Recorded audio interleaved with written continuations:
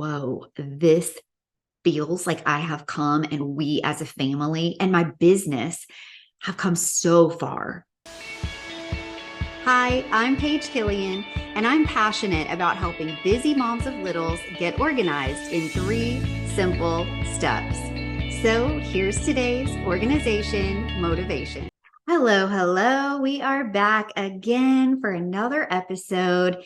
Now that it's January, we put this pressure on ourselves to have a fresh start and to do things differently and to start new things. And perhaps it's getting into a program, or it's working with a coach, or it's going to the gym, or it's doing something to eat healthier, exercise, or, all the typical things. Perhaps it's something in your business and you're wanting to scale, or you're wanting to try something new.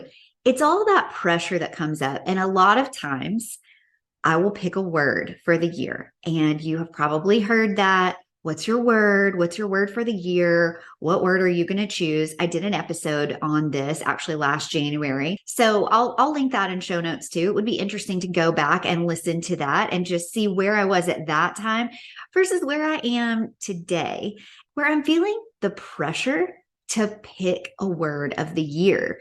So if you are feeling that pressure too, I just wanted to share with you what I'm going through because it might be something that you could relate to.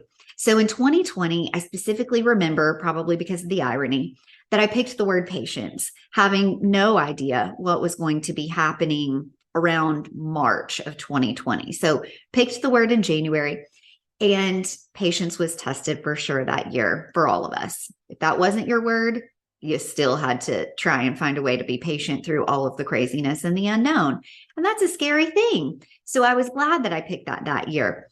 The next year, I picked trust, basically because we didn't know what was going to happen in 2020, and it hit us all like a Mack truck. And while there were some blessings that I think came from it, there were also a lot of times where we just had to kind of trust that things were going to work out because we were so uncertain. We didn't know. I mean, there were politicians and there were thought leaders and there were doctors and scientists and school professionals, committees that were gathered and created to try to offer some sort of, solutions and suggestions to help people based on the unknown. It was really kind of a crazy time. And so when 2021 hit, I thought, I just need to trust that there's a plan.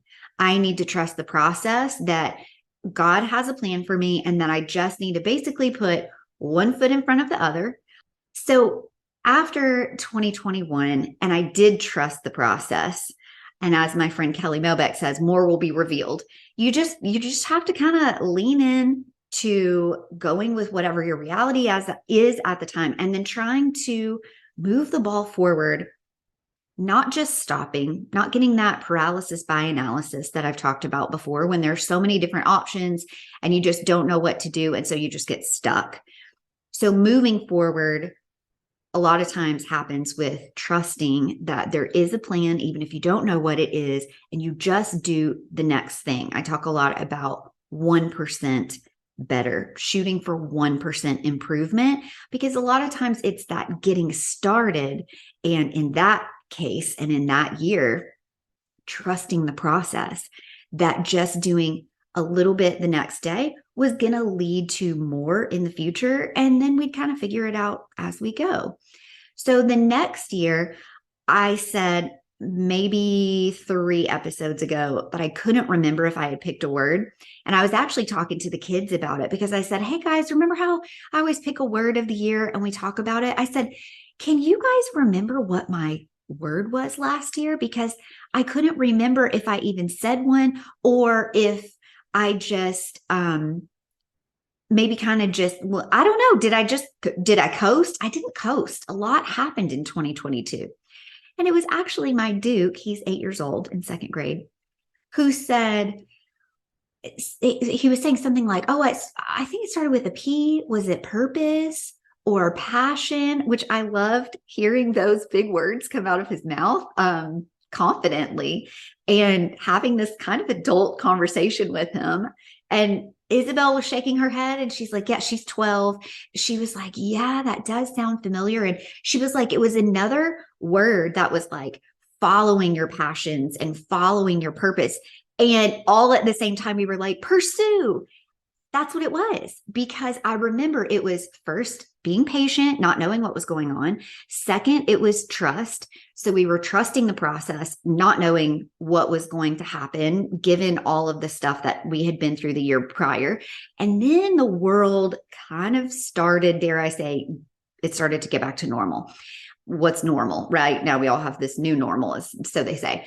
And it felt like time to pursue more of what I had either put on the back burner or just decided to be patient about and trust the process.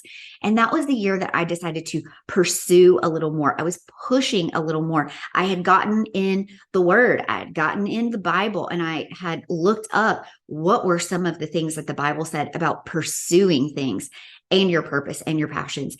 And I felt very confident about that word and pursuing what it was I wanted to get to. And that for me last year had a lot to do with the book. I was absolutely thrilled that I had been patient a couple years prior and that I had trusted that God had a plan, and it wasn't in my own timing. It really just never is. Let me tell you, if you feel like the world is going to be on your timing, I don't mean to burst your bubble, and I don't want to sound not encouraging, but it is so not up to you. I mean, absolutely, we can do what I did last year. We can pursue our passions. We can lean into what we feel like is a purpose that some might call a calling. I very, very much believe that God has a calling for all of us. We all do have a purpose. And if we can figure out what we are passionate about, find a way to use that to serve others, that feels very purposeful for me. Doesn't have to be in the world. It could be on the home front, and your purpose right now, which also, by the way, can totally change with seasons. You know, if you're a busy mom listening to this, we go through very different, diverse seasons. Talk about the unknown. We just never know. Actually hit a milestone recently with my daughter that is going to be life-changing for her. Growing up, we're in a new phase in life. I'll let you figure out what I'm talking about. And it was special. It was emotional. It was scary and exciting. And that's kind of how I felt last year when I decided that my intention and my word that I was going to pick was going to be pursue. So I want to share a couple things that might be helpful for you if you are feeling that pressure, because I'm feeling it this year. I want to share a few things that I'm going to try to lean into. I'm not going to try. This is what my friend Kelly says to me. It's not about the trying. It's about like really just committing and doing it, right? Here's what I'm going to do. I'm going to follow these 3 simple steps. Got to keep it simple and love the 3s. We're going to stick with that. But I do want to say that I've got a few different words that I'm throwing around, and I just want to share them because I don't know what I'm going to pick yet, which is absolutely what dictated what number 1 step was going to be. If you're struggling with the pressure of picking a word, the first step that I'm going to tell you is to not put pressure on yourself and to really give yourself time to figure that out. And I actually did do that last year. I remember I didn't pick a word until much later in January because I couldn't figure out what I wanted it to be. It was like I needed to pray about it more. And I really just needed to not feel the pressure of January 1st. And I will say going forward, and I did do this year, but it still just wasn't coming. I really think that giving ourselves time and not feeling that pressure to pick the perfect word and stick with it all year. Now, step number 2 is going to have a little bit more to do with that. But before I get to that, on this note of taking time and really just mulling over what's coming up for you, I will say that I've got a couple words in mind. The first one shocks the you-know-what out of me because this is a word that I don't love, that I do not gravitate toward. In fact, I run from. And I think a lot of other people in the world who are much smarter than I am and perhaps even have lived longer and are more experienced in what life has to offer, I think that they probably love and appreciate this word. And perhaps it's something that they found. And that word is contentment. Are you content with your life? I was telling you about this episode that I did a couple weeks ago with Jenna, and we were talking about vision boarding, and we were talking about the new app that's going to simplify things and help us with the healthier lifestyle. We were talking about not putting so much pressure on ourselves to be perfect and blah, blah, blah, all the things, right? And she and I were talking about how important it is to lean into whatever is resonating with you at the time. And she brought up the word contentment and being content. When I took this vision board, I want to say class, it was like a Zoom virtual thing. There was a panel and I was one of the speakers, and I was talking about getting organized in 2023, you know, how we can do it in 3 simple steps. And that was one of the words that came up then too, where she was saying, these are some of the examples and the words that you might pick and some of the photos you might put on your virtual vision board. And she said the word contentment, and I had an adverse reaction. I had a reaction like, oh gosh, that seems so unattainable for me. I am never content. And that probably sounds awful. Well, I don't want to assume. Maybe you don't think it sounds awful. Maybe that's relatable for you. I feel like I am always in achiever mode, ambition mode, do the next thing. I finish one thing. I barely even take time to promote whatever the thing is. I'm really trying to be better about the book because I know how important it is. I really feel deeply in my soul that I was led to get this out in the world. And the fact that the audiobook is now out, I feel like I need to do a better job of promoting the heck out of it because I feel like it's helpful. It's not a me thing. I feel like it was like God's speaking through me and through the pen and all that kind of stuff. And even that sounds a little vain to say out loud, but it's true. I would literally start to write the book and I would put my hand on my laptop and I would say, less of me, more of you, less of me, more of you, because I wanted to obviously share stories that had come from my life and from my clients, but I wanted it to be driven by what it was that God had planned for people, how it would land. You know, like sometimes you can read a Bible verse or you can see a quote or you can hear somebody say something. And then a year or 2 later, you might hear or see the exact same thing or read the same thing. And it almost feels like it takes on this totally different thought or feeling for you. Well, I remember when I was writing that book, I was going through a lot of struggles, parenting specifically, but also just my sort of a war with myself of what I was supposed to be doing and achieving in my business. And I felt like I was not doing a great job with my family, specifically parenting, because I didn't know how to help fix things. Okay. I'm a fixer and I couldn't fix something that was happening. And it just was a lot. I was feeling all of that pressure. And I remember when it felt like time in 2022 to actually release it, and I was going back, especially even more so when I recently went back to redo or to reread it and do the audiobook. It was like, whoa, this feels like I have come, and we as a family and my business have come so far since when I started writing this. And it was like therapy for me. If you're an author, if you've ever written anything, you know, a lot of times it ends up becoming more of therapy for the author, and wonderful if it can additionally help people as well. But it really is transformative for the person who is writing it. That's why, by the way, I always say it is such a good idea. If you are trying to get thoughts out of your head and down on paper, it will make them real and it will make them actionable. So on that note, let's continue. I'll tell you again, contentment keeps coming up for me. I'm terrible at it. And I think I need to be more content with my life, because the fact is I'm not taking time to pause and relax and appreciate. Let me be real. a lot of the hard work that I've put in on creating content in different ways, whether it's starting the podcast or speaking or being in homes and doing organizing for clients or creating the book or then the audio book or blah, blah, blah, blah, blah. Just like it's the next thing, the next thing, the next thing.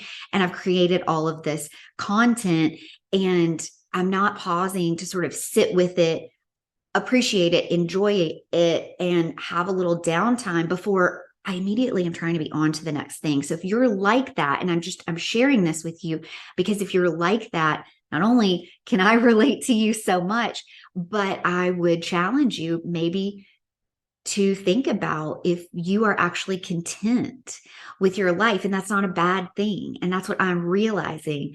I need to be content with what I'm doing and how I'm showing up and my family situation and my home and my life, and just appreciate the blessings. And so contentment keeps coming out for me and I'm fighting that one. But maybe that's exactly what I need my word for the year to be is content. That's what I need. That's what I need to be seeking, or just not seeking for once and just sitting and just resting in that and being grateful for what I have. So I thought I would specifically bring that up in case you're in a place like that. Or if you are so beyond that and you're like, girl, I've been content for many years and it is a beautiful, wonderful feeling and you need to get on board so that we can be in the same contentment club. And that doesn't mean when you're content that you think everything's perfect, because again, we've already established that's not real.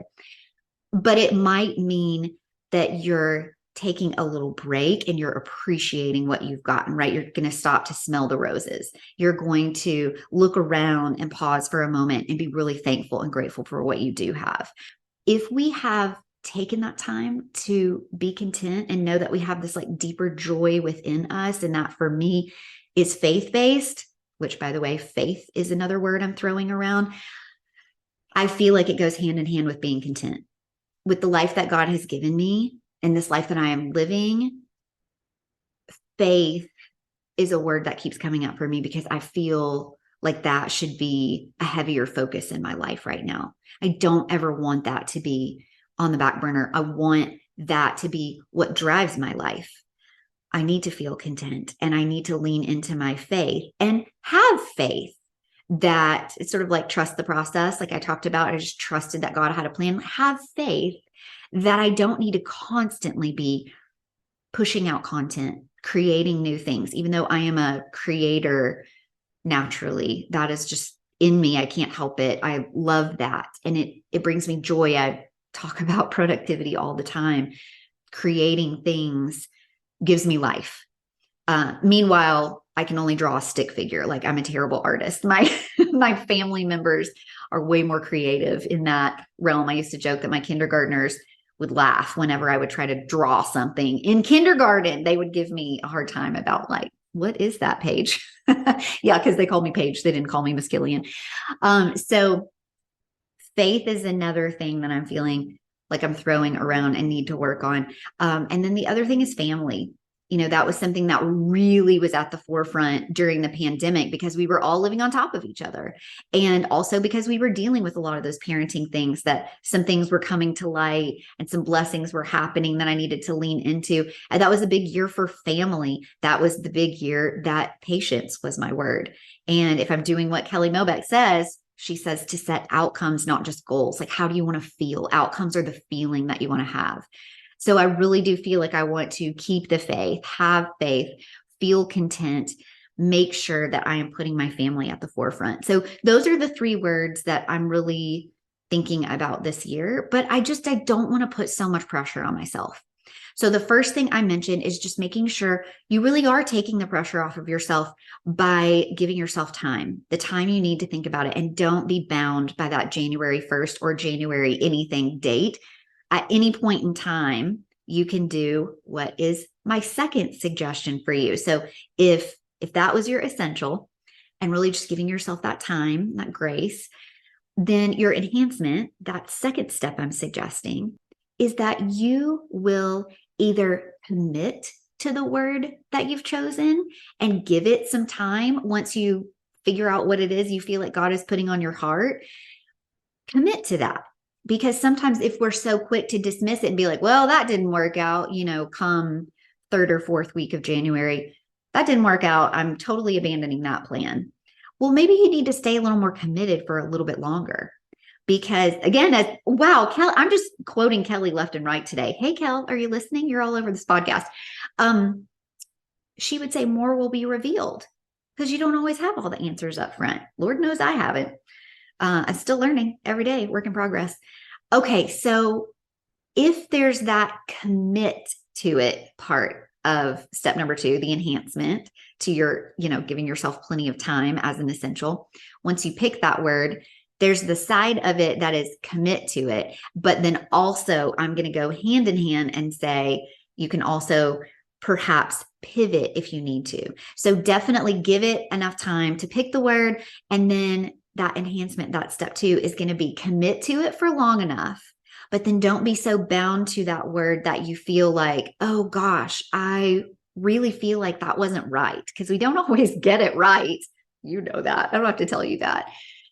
I mess up every day. I mess up multiple times a day. I get it wrong all the time. I am the first one to tell my kids, my husband, my friends, my parents, my brothers. I mess up all the time. And so sometimes we do need to pivot. Sometimes we committed long enough and we realize that is just not the word or the outcome or the feeling that we need to be focusing on. We need to do something different. And that's okay. So don't be afraid to pivot. So that's the enhancement, the commitment and the pivot option. And then the third step, and this is just always, I feel like going to be my third step, which is that extra, is to really seek help. I talk about asking for help all the time. There's a podcast episode for that too. We can't do it all solo. I mean, literally my book, in the subtitle, it says it's not a solo mission because it just isn't. The life isn't, the mom life, the work life, the business life. It's not a solo mission. We don't have to do things all by ourselves. If you are trying to figure out what your word of the year is, here's what I think you should do. Seek help. I really do think that maybe my word is contentment this year. Really just being content with things that I have worked so hard for. And now it's just time to sort of enjoy it. And perhaps in that, new things will come or more will be revealed as far as what needs to come up next. And as I just mentioned, I could pivot completely if I need to. Just checking in with people who know you and love you, know you deep down, not superficially, but really know you, and be like, I want to pick a word and I'm indecisive. I can't decide what I want to do. I feel the pressure. And just see what they say. They might have something amazing to say. Here's another thing. Be in prayer about it. Go to the Bible, see what the Bible says. If some words are popping up for you, you better believe I'm getting off of here right now and I'm going to go over to BibleGateway.com, or I'm going to crack open my Bible that's sitting by my bed and I'm going to figure out what the Bible really says about contentment in this case, because it really is feeling very clear that that's what needs to happen. So see how valuable it is to talk about it, to verbalize this. And as I said, I'm going to do these 3 things. I actually wrote it down. Writing it down really does get it out of your head and it makes it real and it makes it actionable. So if you need to sign up with a coach, if you need to hire an organizer, if you need to get a housekeeper, someone to help you manage your household, if you need to get a financial advisor, if you just need to lean into friends and family and people in your community who are supportive of you, do whatever it is you need to do to seek the help that you need for this year. And again, I'm just going to say, and I just have to trust that more will be revealed, as my friend Kelly says. So hopefully those things were helpful for you today. I appreciate you letting me half ramble, but also work through these things that I am feeling the pressure around right now. And it truly has helped me. So thank you. Thank you for listening. And if this has been helpful for you, pretty please share it with a friend, because it's not a solo mission. We got to be there to support each other. I hope you are having a wonderful start to the new year. If you are not, don't feel that pressure. Give yourself that time. Be prepared to commit or pivot, and also seek the help that you need. And if this is helpful for you, please join me again and again and again every Monday when more episodes drop, girl. All right. I'm going to end on that note. Thank you so much for listening, and I will talk to you next week for some more organization and or motivation. Here we go. Thanks for watching this video.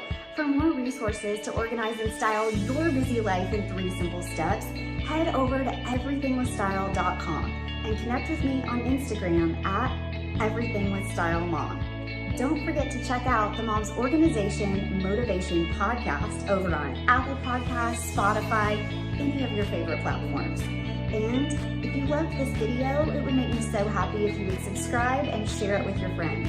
Thanks so much for watching, and happy organizing.